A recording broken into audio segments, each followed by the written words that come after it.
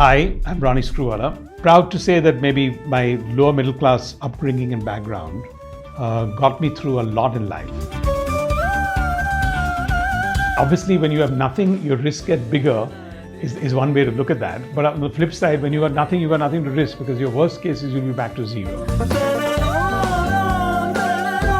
I kind of at the crossroad and became an entrepreneur when most people thought it was a really bad thing. You didn't get a job. You had to go find yourself some and start working for yourself. You have to live your life on your own terms, the way you want to do it in the present.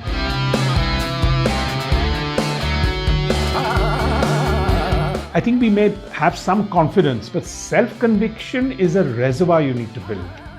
Then nobody can penetrate. Upgrad is very, very committed on Brand Bharat because we're here actually creating what we believe is the change. The Viksit Bharat of India, it's got to be the Indian way. And that's when Brand India will really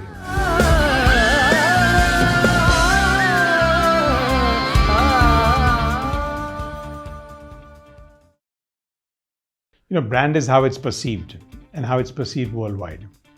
I think today, first brand is foreign policy, whether we like it or not, because it's a world stage. And I think the fact that we have been holding our own, we've got the gravitas and the respect. The G20 helped quite a bit.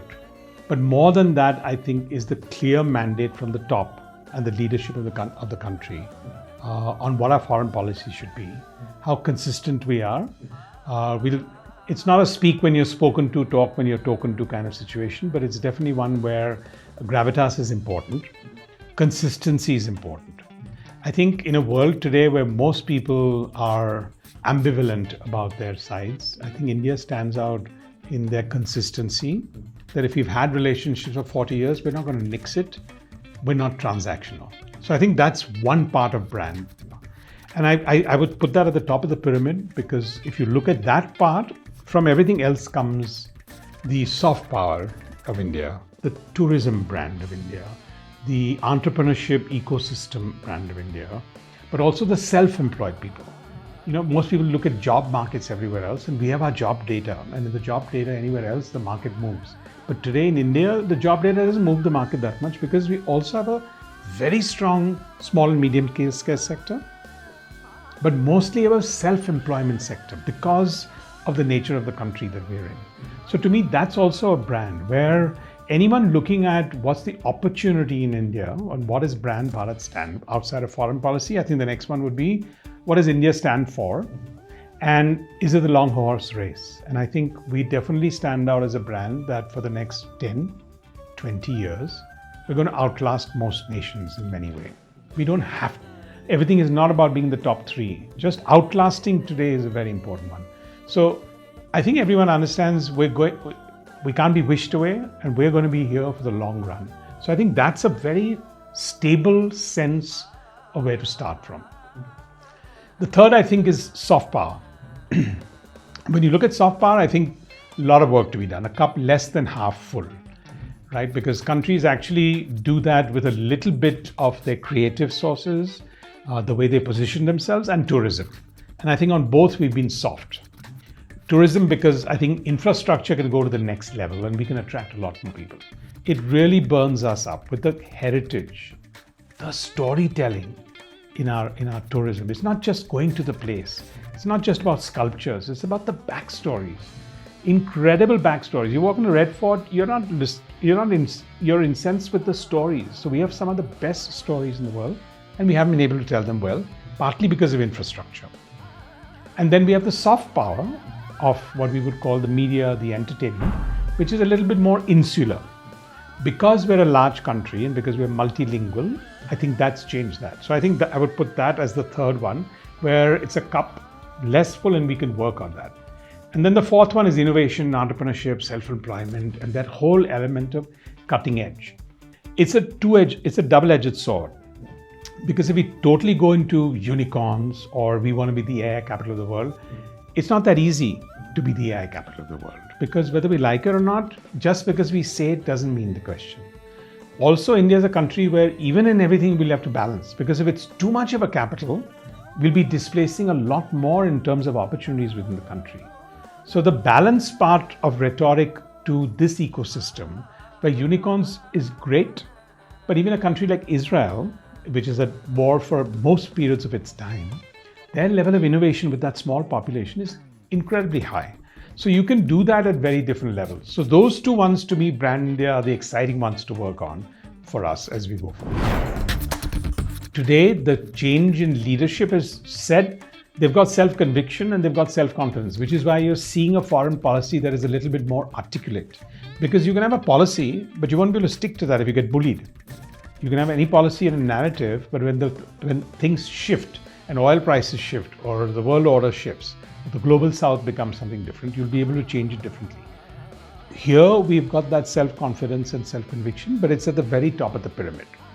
I think it needs to be across the board. So I think the mindset shift is we have a story to tell and we're going to tell it. And look, storytelling, people misunderstood by spinning a yarn. Storytelling is actually deep thought process of exactly, we are better maybe at solving many problems because I think we look at it in a much more rational way. We're not a capitalistic economy in that context. We are, but the whole element of, capitalism is a very Western theme, but actually it's greed, it's self-centered. Here, we will grow and we will be the third wealthiest nation in the world, but it'll be with a very different. The Viksit Bharat of India and us being the number 3 country, I hope and pray, is not going to ape either the US or China. It has to be a third way and it's got to be the Indian way. And that's when Brand India will really arrive. When you have basic ideas, very strong ideas, which we do have, but if we can't articulate them, that's not good. So first is you go out and quietly implement them, and that's important. So we are also quiet implementers. But I think the voices that need to be on a world stage can be much more. It's not an immediate one, but it's not relevant to do that. But it is an important one to be able to communicate. So do we need... I just want to be very clear that storytelling is not in that context. It's the ability to articulate our position in that context. Now, let's take what happened with Operation Sindoor and the fact that it's good that we sent out parties all over the world to communicate to people our point of view. But in a way, I'm not sure whether that was needed or not. It was needed because we needed to communicate. But if we were already a brand, we just did what we want to do. Nobody else has to explain to us. We need to stand our own ground. We don't need to go storytelling to be defensive about anything. That's when real power comes. Because, brand is about the power to be able to stand your own with your own sense of conviction, and then people come to you. I'm just amazed and surprised the way everyone looks at this entire sector, because to me that's the central focus. The element of workforce development and skilling is at the center of the focus. But unfortunately, media has scullied there a little bit in the whole brand by, talking about the cup that's even less half full, or talking about the stories that haven't really worked out. But we don't have a choice because we have at different levels of the pyramid. We have 200, 300, 400, 500 or more in rural India that require a different level of upskilling. Before we get to skilling, we need to assess aspiration and ambitions, because otherwise, if you start skilling without having understood the aspirations and ambitions of people, you actually create more frustration, because a skilled person is more frustrated than an unskilled person, whichever way you look at it, harsh truths. And if you don't have opportunities, but when you have aspiration and you're skilled, you will find a solution. When you're just skilled and you don't have the aspiration and you haven't got cleared, you get to entitlement. When you get to entitlement, you feel, I just got skilled, where's my job? Oh, and then you say, but shouldn't the government give it? No, yes. The government is employing 20% of the workforce anyway, in some form or the other. Now, they can't hire 40%, nor can they mandate people, nor can they create sectors. Yes, they can build sectors, they can open up regulation. So I think, to me, and where we've looked at it even at the epicenter of upgrade, is to build that ecosystem where the skilling and aspirations have to be matched for us to be at different levels. So different for rural, different for working class, different for white collar, grey collar, black collar, whatever, whichever, and there'll be multiple colors in workers because the aspiration is the gig worker and whatever else. But when you match aspiration, take your ambition up, take your soft skills up, along with your actual hard skills, that's when real magic will happen. Because you will not have a sense of entitlement, and you will find a solution to your problem.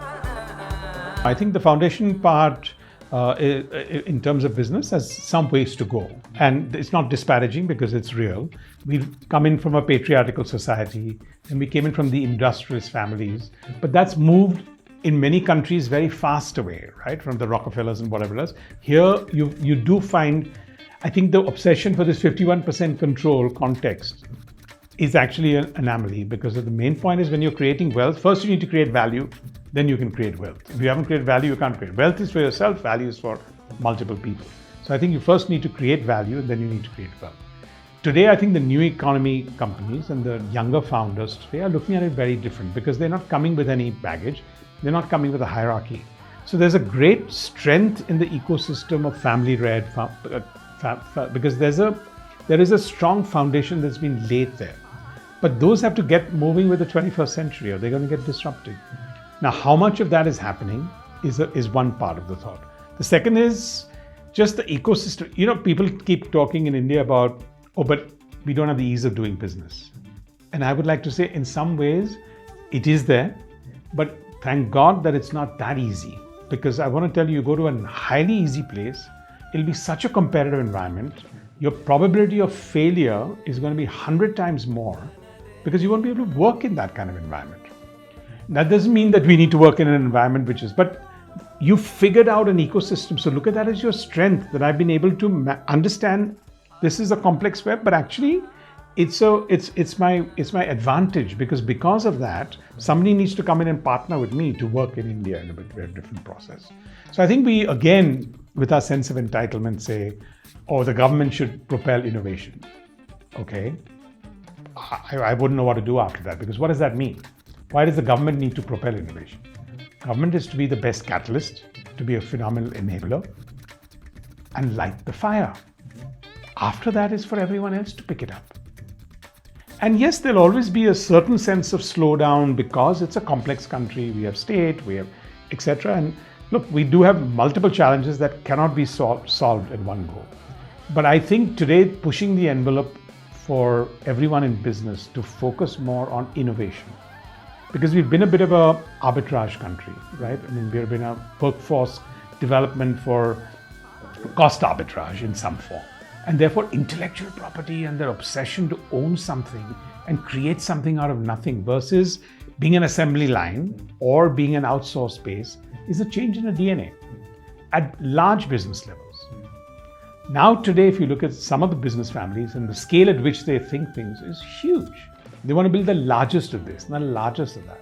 If our airports and ports are now there, we're not going from A to B, we're going A to X and Y, way above most people internationally. If we're building data centers, we want to build in the top 3 in the world. Now, if you can take some of those into many other aspects, and let's take even what has happened today in e-commerce and quick commerce in the country, for example. Most models have failed everywhere else here. You look at the medical part or healthcare in India, it has got its own challenges when accessibility is a big problem. We don't have tertiary hospitals. But on the flip side, you've got some of the best medical doctors here. People from anywhere overseas will want to come here. If my nephew calls me from the United States and says, I'm saying, why don't you take a quick trip? Come here, meet the best doctors, but go back, you'll be fully cured before you even get an appointment in your country.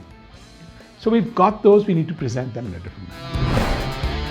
I think risks is a big word here, and I think it's an important word to discuss, because entrepreneurship is about risk.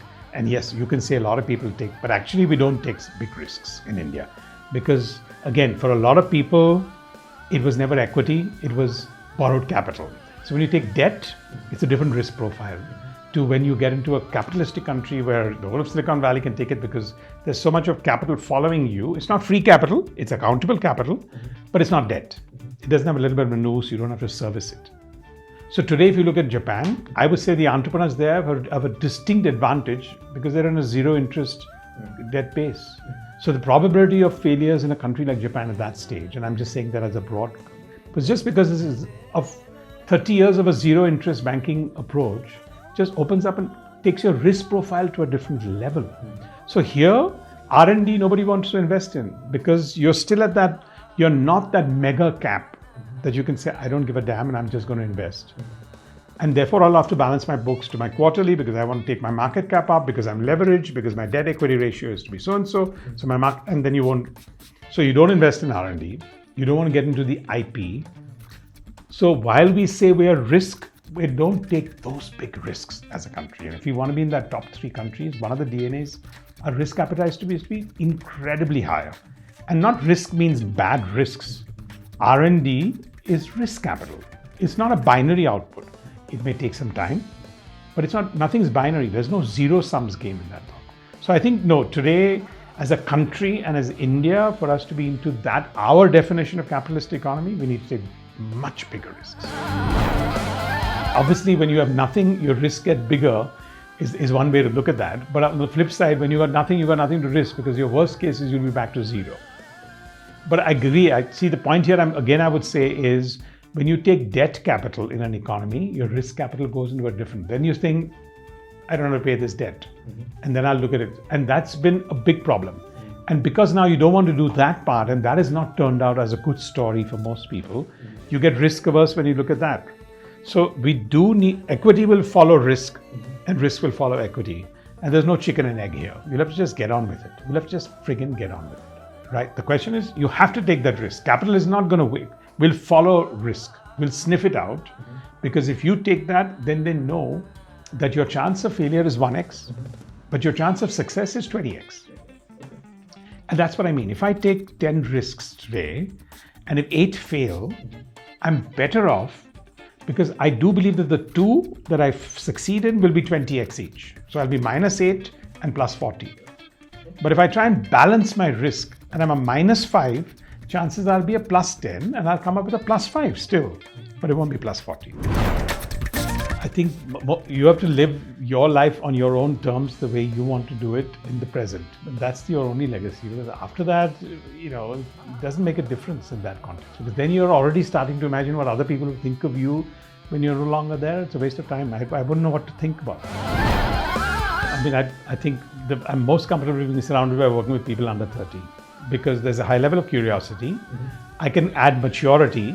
That's not too much of a challenge. But the open-mindedness versus changing mindsets is one of the biggest challenges. Really. I mean, changing a mindset is almost impossible. An open mindset, I'd take any day to changing a mindset for maturity. No. So, and I think it also comes with less baggage. And sometimes, not always, comes with less entitlement. And for me, that's a big word. And I know I'm using it for the second time, but I'm saying entitlement is a big word because it bogs you down. It really bogs you down, because the minute you're entitlement, you can say anything, I'm humble, I'm this, but you're not. Because you just feel, if I'm doing this, where is, what's happening here? Versus, what you're necessarily going to do, and whatever is the result, you'll have to walk the whole last mile to be able to do that.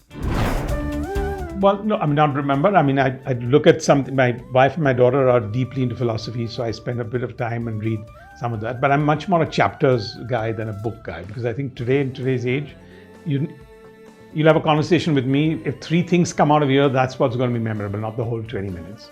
So I think today with books, obviously non-fiction, fiction is a different, because that's a different sense of storytelling, is more about nuggets. You take a line, you take a this, you take an underline, and that's what I remember more than names of books. I don't need to finish a book at the same time. No, because it's a chapter. Upgrad is very, very committed on brand Bharat, because we're here actually creating what we believe is the change in terms of the ability for us to be able to upskill and change the workforce. So we are because of our not-for-profit foundation, Swadesh Foundation, that my wife and I work on, we understand the aspiration and ambition. I think we've seen that mental poverty is a bigger problem than physical poverty to solve. You can solve physical poverty, and I know it sounds like an easy thing, but if you don't have an earning member in the family, you don't own land, you have nobody else, how are you going to solve a physical problem? But you can, if you solve mental poverty. So if you solve mental poverty versus physical poverty, and in this case, if you can raise ambition levels, that's what this country needs more than anything else. So for me, my trade and lifelong mission would be just continue to challenge and let people raise their ambition levels. And we need to be younger and younger as a nation, which we are, but we need to be younger and younger in thought, younger and younger in risk-taking, younger and younger in less entitlement, younger and younger in just the ability for us to be able to go out with an incredible amount of self-conviction. I think we may have some confidence, but self-conviction is a reservoir you need to build. Then nobody can penetrate. I enjoy being disruptive. I enjoy being deeply involved in something. And I think for everyone here, you need to be slightly missionary. At the same time, I think for India, you need to create value. You need to create impact. And if you can mix all of that, I think I've been fortunate enough to do that in various fields that I've been engaged in.